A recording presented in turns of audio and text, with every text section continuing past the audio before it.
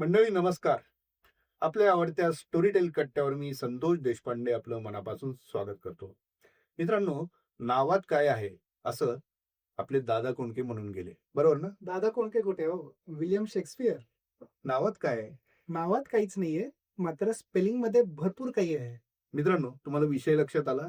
होय, न्यूमरोलॉजी, ज्याला आपण अंकशास्त्र असं म्हणतो, मात्र न्यूमरोलॉजी म्हणूनच हा शब्द प्रचलित जास्त आहे.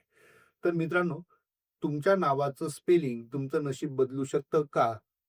असा आजचा आपला विषय आहे आणि त्यासाठी मी बोलतो करतो आहे पुण्यातील प्रसिद्ध न्यूमरोलॉजिस्ट निलेश पैठणकर यांना. निलेश सर, नमस्कार. नमस्कार. खरं तर अनेकांसाठी हा कुतूहलाचा विषय आहे. याच्यामध्ये काही शास्त्र असतं का नाही ते पण आपण आज पाहूया.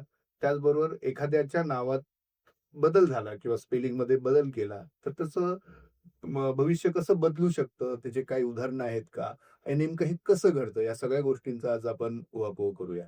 अगदी. सगळ्यात आधी तुम्ही स्वतः एक चार्टर्ड अकाउंटंट आहात, येस. मात्र न्यूमरोलॉजी कडे तुम्ही कसं वळलात? न्यूमरोलॉजिस्ट म्हणून आजपर्यंतचा तुमचा प्रवास कसा झाला, हे थोडक्यात सुरुवातीला सांगा. आता काही गोष्टी आपल्या हातात असतात. लहानपणीपासून मला इच्छा होती सीए बनायची.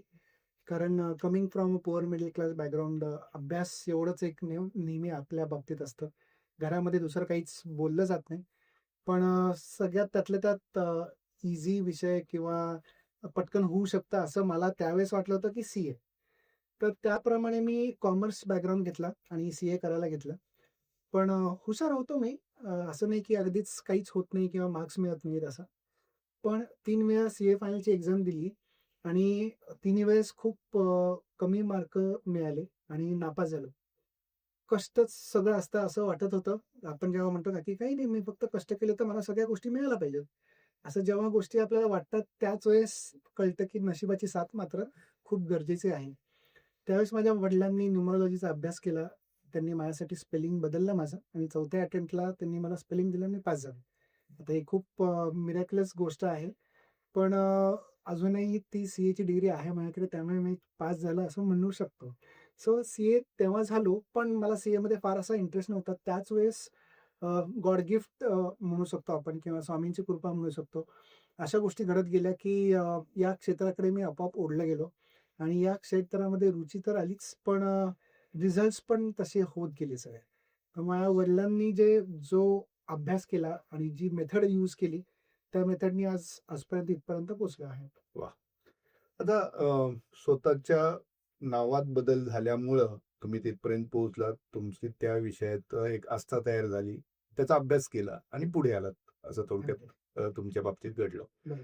मात्र न्यूमरोलॉजी असं आपण जेव्हा म्हणतो, तेव्हा मला जाणून असं घ्यायचं आहे, की हे नेमकं शास्त्र आहे आणि मग त्याचे रूट्स कुठे आहेत, त्याचा उदय कुठून झाला?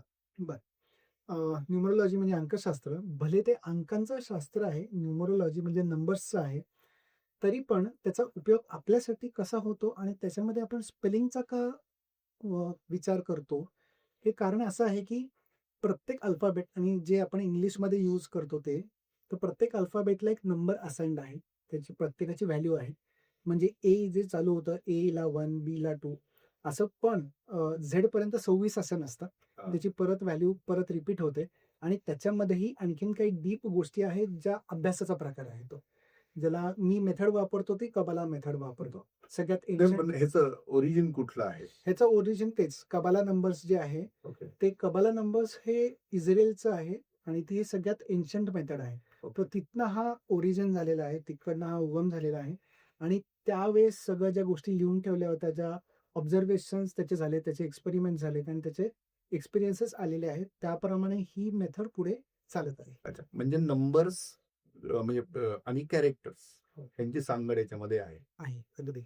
मग हे कॅरेक्टर जे आहेत ते फक्त इंग्लिशच काउंट केले जातात किंवा कसं? इंग्लिशच काउंट केले जातात कारण त्यालाच ही व्हॅल्यू असाइन्ड आहे. अच्छा. आता आपण जर का मराठीत लिहिलं, आपण देवनागरी वापरली, हं, तर त्याच्यामध्ये अंकशास्त्राचा उल्लेख कुठेच नाहीये. त्याच्यामध्ये यूज कुठेच होत नाही. हं, हं, भले आपण त्याला वैदिक ॲस्ट्रोलॉजी किंवा वैदिक न्यूमरोलॉजी म्हणतो, त्यांनी हं, मराठीचं काही तसं नाहीये किंवा हिंदी किंवा दुसऱ्या कुठल्याही भाषेचं नाहीये. हं. पण एखादा फ्रेंच माणूस तुमच्याकडे आला, स्पॅनिश आला, हं.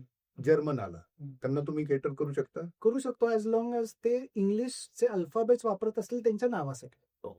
जसं तुमचं नाव संतोष. हं. आता संतोष हा फ्रेंचमध्ये तो SANTOSH वापरत असेल, हं. तर तो त्याचा न्यूमरोलॉजीचा फायदा करून घेऊ शकतो. हं. म्हणजे अशा रोमन लिपीतल्या ह्यांच्यासाठी रोमन ह्याच्यामध्ये नाहीये. नाहीये. नाही. जिकडे English normal A to Z हे जे एवढं. हे वापरले जातात तेवढेच. चला, पहिला खुलासा झालेला आहे. आता दुसरा महत्वाचा प्रश्न, न्यूमरोलॉजी आणि माणसाच्या व्यक्तिमत्वाचा काय संबंध आहे? अ, खूप डीप हा विषय आहे. आता अनफॉर्च्युनेटली, फॉर्च्युनेटली आपण इंग्लिश हे लहानपणीपासून वापरत आलेलो आहे. हं. काही लोकं 10वी पर्यंत मराठी वापरतात. त्याच्यानंतर पुढे इंग्लिश फॉर्म्स भरायला चालू करतो आणि यूज करायला लागतो आणि मग आपल्या सगळीकडे डॉक्युमेंट्सवरती वगैरे सगळीकडे इंग्लिशचं आपलं नाव येतं. हं.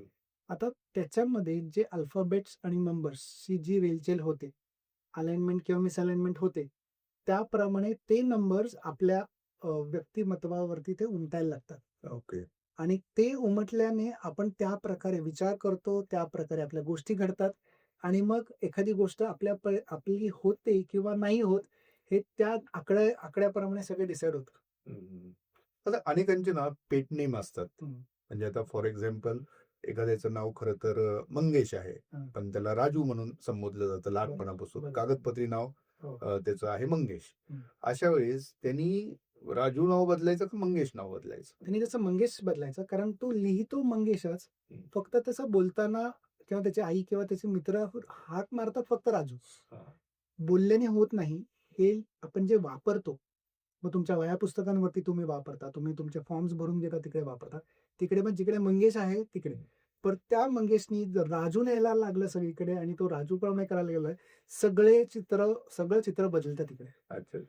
पण एक कुतूहल म्हणून खरंच आपलं स्पेलिंग हे आपलं नशीब ठरवतं का? 100% का? कारण माझा हा हा सगळा अभ्यास त्याच्यावरचाच झालेला आहे. आता जे नंबर्स अलाइन्ड असतात, आता डेट ऑफ बर्थ ही सगळी फिक्स्ड असते. हं.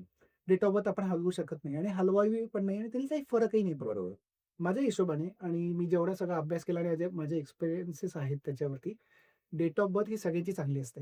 हं. जन्मवेळ ही सगळ्यांची चांगली असते. आपण उगाच का त्याला दोष देतो मला नाही माहिती. हं. पण कुठे गडबड होते ती आपल्या स्पेलिंग जे आपल्या डेट ऑफ बर्थ प्रमाणे अलाइन झाली नाही तर. ओके. आणि जे स्पेलिंगचे ते नंबर्स आहेत त्याच्यामध्ये एक गोष्ट असते सोलर्स त्याला म्हणतात किंवा एक्सप्रेशन म्हणतात. हे जे आपल्या स्पेलिंगवरनं डिसाईड होतं. म्हणजेच काय तर आपलं स्पेलिंग डिसाईड करतं आपल्याला काय हवंय आणि ते आपल्याला कसं मिळणार. हं. हे स्पेलिंग डिसाईड करतं आणि त्यांची जी आकडेवारी सगळी आहे, ती एक्झॅक्टली आपला स्वभाव तसा बनवत जाते. अच्छा. आता एक उदाहरण घेतो. हां. एक लहान बाळ, त्याचं नाव आपण ठरवतो. त्याचा तिकडे काहीच स्वभाव तुम्हाला काहीच कळत नाही बरोबर. कधीच. आपण बरोबर. फक्त म्हणू शकतो हा जास्त रडतो किंवा याला जास्त भूक लागते. हं. ते खूप नॅचरल आहे. हं. पण त्याचं स्पेलिंग वापरल्यानंतर त्याला आपण बोलायला चालू करतो किंवा त्याच्या गोष्टी लिहायला चालू करतो. त्याचं आपलं बर्थ सर्टिफिकेटवरती वगैरे सगळं त्याचं नाव यायला चालू होतं. मग त्याचा जो इफेक्ट त्याच्यावरती पडायला लागतो, तो त्याला त्याप्रमाणे घडवायला चालू करतो.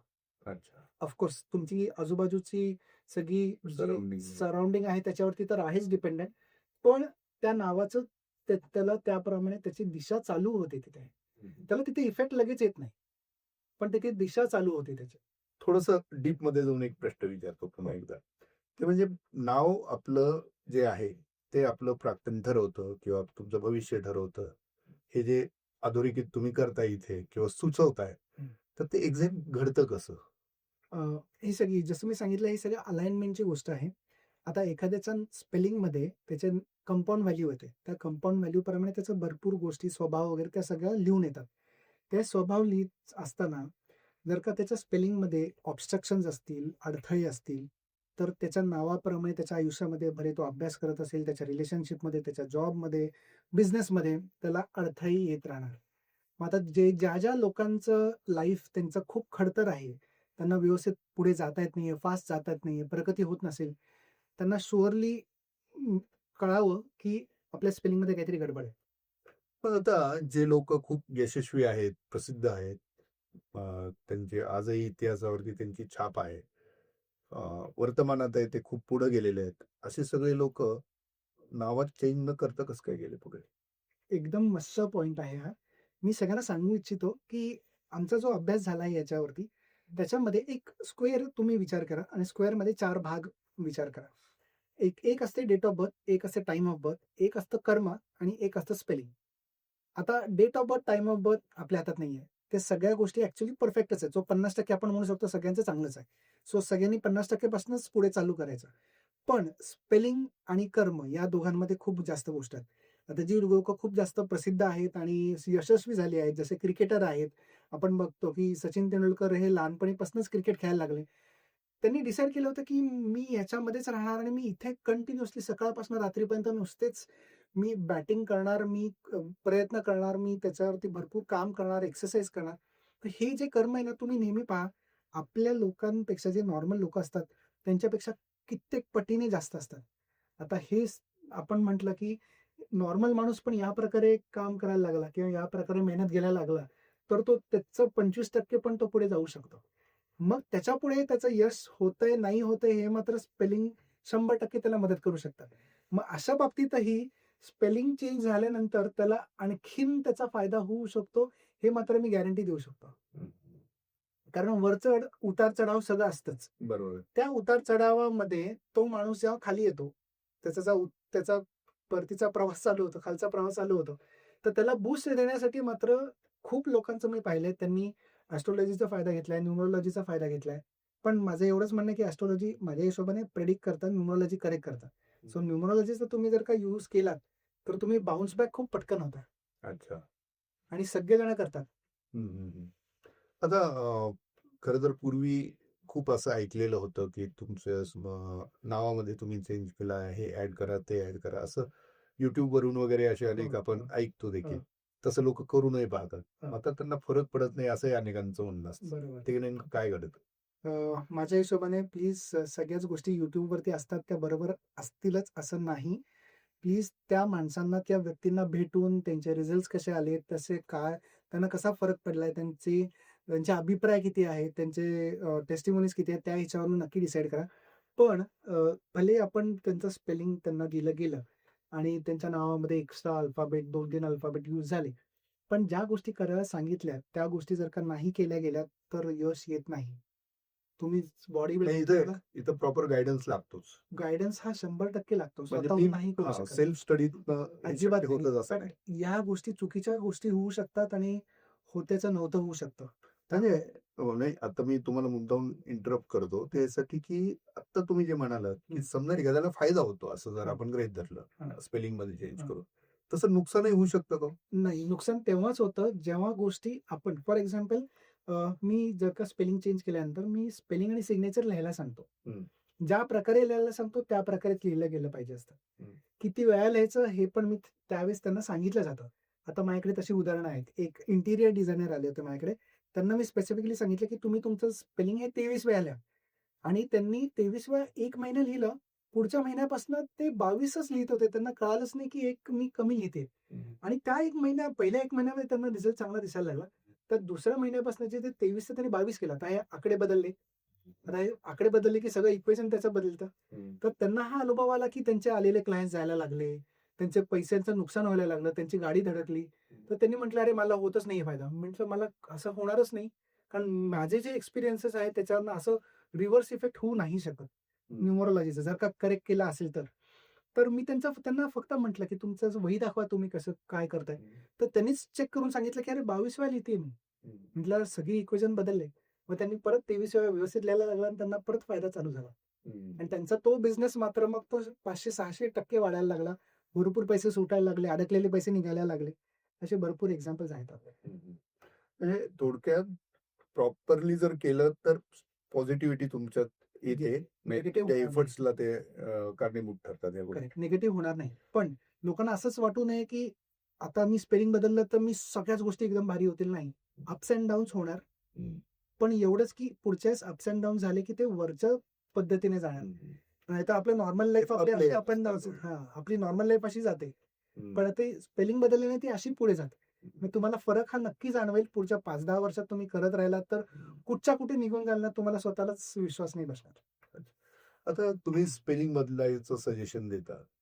एखाद्याने तुमच्याकडे ॲज अ केस म्हणून घेऊ. समज माझं नाव संतोष आहे म्हणून मी माझी केस तुमच्याकडे दिली. हं. तर जनरली तुम्ही सरसकट सांगता का तुमचं स्पेलिंग तुम्ही आता बदलून टाका? का असंही घडतं की गरजच पडत नाही. तुमचं स्पेलिंग बरोबर आहे असंही सांगितलं जातं. कसं असतं? हा प्रश्न एकदम मस्त आहे. मी सगळ्यांना सांगू इच्छितो, की अ, आत्तापर्यंत जेवढी मी स्पेलिंग पाहिलेत ना, त्याच्यामध्ये कुठेच परफेक्ट बसलेलं नाहीये. कारण जी मेथड मी वापरतो, ती कबाला मेथड आहे आणि त्याच्यात 7 चेक पॉइंट्स येतात. त्या 7 चेक पॉइंट्समध्ये स्पेलिंग कुठे ना कुठेतरी बरोबर अडकतं आणि हीच जी बाकीचे सोपे मेथड्स आहेत, त्याच्यामध्ये वरच्यावरती दिलं जातं आणि त्यामुळे असं वाटतं, की तिकडे सगळ्या गोष्टी इझिली होतील, पण ते होत नाहीत. आणि माझ्याकडे आता रिसेंटली एक न्यूमरोलॉजिस्ट आले होते. तर मी त्यांचं कार्ड पाहिलं आणि त्यांना म्हटलं, "तुम्ही न्यूमरोलॉजिस्ट, तुम्ही स्वतःचं स्पेलिंग नाही बदललं." ते म्हटलं, "माझं एकदम परफेक्ट स्पेलिंग आहे." म्हटलं, "मी चेक करू का एकदा?" ते म्हटले, "हो, जरूर." मी माझ्या मेथडनी चेक केलं आणि त्यांना सांगितलं, की तुमच्या स्पेलिंगमध्ये असे डबल डिस्कॉर्डंट आहेत, अशा गोष्टी रिपीट होत आहेत. याच्याने हे तुमचे असे-असे प्रॉब्लेम्स आहेत. त्यांना मला त्यांच्या चेहऱ्यामध्ये ते बघ जाणवलं, की त्यांना ते प्रॉब्लेम्स आहेत अजूनही. त्यामुळे ती परफेक्शन अजून कुठे आलेली नाहीये. अच्छा. इव्हन विराट कोहलीचं नाव स्पेलिंग त्यांचं आहे चांगलं, पण ते आफ्टर द एज ऑफ 30-31 त्याचा इफेक्ट कमी झाला आणि त्याच्यानंतर जे परत आकडे काही बदलतात म्हणजे बर्थ नंबरवरनं डेस्टिनी नंबरवरती येतात. तिकडे मग विराट कोहलीचा परत डाउनफॉल दिसायला चालू झाला आणि त्यांनी मग खूप काही-काही पण शिकले. असे काही तुम्ही अनुभवलेत का किंवा स्टडी केलेले आहेत का असे भरपूर स्टडी तर भरपूर झालेला आहे आणि अनुभव लीडिंग पर्सनॅलिटीज आहेत? सगळे. म्हणून आता विराट कोहलींचं नाव ह्याच्यासाठी घेतलं, की मला तो एकदम सगळ्यांना समजेल असं किंवा माहितीतले लोकं आहेत त्यामुळे कळतं ते लगेच. तुम्ही अनेक सेलिब्रिटीजचं देखील स्पेलिंग बदलून दिलेलं आहे बरोबर. आणि ते देखील अनुभव खूप आहेत बाकीचे. अर्थात नाव जर सांगता येत नसेल तरी देखील उदाहरण म्हणून तुम्ही काही सांगू शकाल? एक खूप लोकप्रिय अभिनेता आहे आणि खूप वर्षापासून स्ट्रगल करत होते आणि प्रसिद्धी भरपूर आहे आणि ते कष्ट पण खूप घेतात, पण त्यांना त्याप्रमाणे यश येत नव्हतं. आता माझ्या अभ्यासाप्रमाणे लगेच जाणवलं, की त्यांचं नाव जे आहे ते त्यांच्या एनिमी नंबरवरती पडतं. म्हणजे थोडक्यात काय तर आपलं नावच आपलं एनिमी आहे, आपलं दुश्मन आहे आणि ते आपल्याला पुढे जाऊनच देत नाही. जसं दुश्मन आपल्याला आगेकूच करून देत नाही, तसं एनिमी नंबर्सवरती आपलं जर का स्पेलिंग आलं, तर ते आपल्याला पुढे जाऊन देत नाहीत आणि आलेला पैसा पण नष्ट होतो किंवा निघून जातो किंवा वाटला जातो. तर त्यांच्या बाबतीत असं होत होतं. अच्छा. समजा एखाद्याचं प्राक्तन ठरलेलं आहे. आपण म्हणतो ना, की जे ज्याच्या आयुष्यात घडायचं ते घडणारच आहे. हं, प्राक्तनात आपल्या असं लिहून ठेवलेलं आहे. हं. असं जर असेल, तर एवढा उपद्व्याप करायचा कशासाठी? करेक्ट. म्हणजे माझ्याकडनं स्पेलिंग बदलायचं कसं? हां. बरोबर. ह्याच्यावरती पण एक खूप मस्त उदाहरण आणि अ, माझ्याकडे आलेला अभिप्राय पण आहे असा. आता मी जसं सांगितलं डेट ऑफ बर्थ आणि टाईम ऑफ बर्थ सगळ्यांची बेस्ट असते. त्याच्याप्रमाणे सगळं व्यवस्थित व्हायला पाहिजे असतं. म्हणजे जिकडे बून असतं, हं. तिकडे नेमकी बेन असतं. आता बून आपली डेट ऑफ बर्थ आणि बर्थ टायमिंग सगळ्यांची परफेक्ट आहेत. त्याप्रमाणे सगळ्यांनी व्यवस्थित जायला पाहिजे. हं. सगळ्यांचे आयुष्य पण चांगले असणार आहे, सगळ्यांना सक्सेस पण असणार आहे, सगळ्यांचा अभ्यास पण चांगला होणार, सगळ्यांचे रिलेशनशिप्स पण छान राहणार. पण स्पेलिंग हा त्यांचा बेन आला हं. आणि स्पेलिंगमुळे तो तिकडे जाण्यासाठी तो बरोबर वेळ थांबवतो. सगळ्यांना सगळंच परफेक्टली देत नाही. आहे अवेलेबल, पण तुम्हाला तेव्हाच मिळेल जेव्हा तुम्ही एखाद्या गोष्टीचा फायदा करून घेता किंवा उपयोग करून घेता. हं. तसंच जर का न्यूमरोलॉजी प्रमाणे जर का करून घेतलं, तर तुमच्या नशिबात ॲक्चुअली सगळं चांगलं आहे. हं. तर न्यूमरोलॉजी तुम्हाला तिथे पोहोचायला मदत करते. हं. खूप लोकांचं असं आहे तसं बरं का, की मी जर का कष्ट केले तर सगळं चांगलं होईल ना. मग स्पेलिंग आणि या सगळ्या गोष्टींचा कशाला आपण जोड घेतोय? माझं त्यांना उदाहरण असंच असतं, की तुम्ही एखाद्या तुमच्या घरातनं तुमच्या ऑफिसपर्यंत तुम्ही चालत जाता का गाडीने जाता? माणूस नेहमी म्हणतो, की मी गाडीने जातो. मग मी म्हणतो, "का?" तुम्हाला कष्ट करून तुम्ही जा ना, तुम्ही चालत जाऊ शकता. 1 तास लांब आहे. पण तुम्ही चालत गेला तर 3 तासात पोहोचाल, काही हरकत नाहीये. चला ना. ते म्हणते, "नाही मला लवकर पोहोचायचं असतं, वेळ वाचवायचा असतो, वेळेचा उपयोग करून घ्यायचा असतो. धुळीचा आणि याचा सगळा आपल्याला तो फटीग नको आहे." म्हणून मी म्हणतो एक्झॅक्टली. तर तुम्हाला तुमच्या डेस्टिनेशनला जर का लवकर पोहोचायचं असेल, तर न्यूमरोलॉजीचा फायदा का नाही करून घ्यावा? इथनं तुम्हाला फ्रान्स आणि जर्मनीला जायचंय. तुम्ही चालत जाऊ शकता का? हं. आहे ना विमान. घ्या ना फायदा करून. हं. इंटरेस्टिंग. लवकर पोहोचाल. आता तुम्ही जेव्हा स्पेलिंग बदलायला सांगता आणि त्याच्यात काही सल्ले असतील वगैरे. पण अनेकांना हे फारच अशक्यप्राय वाटतं. त्याचं कारण असं, की अ, डॉक्युमेंटमध्ये आपलं नाव लिहिलेलं असतं, बँकेत आपलं नाव असतं.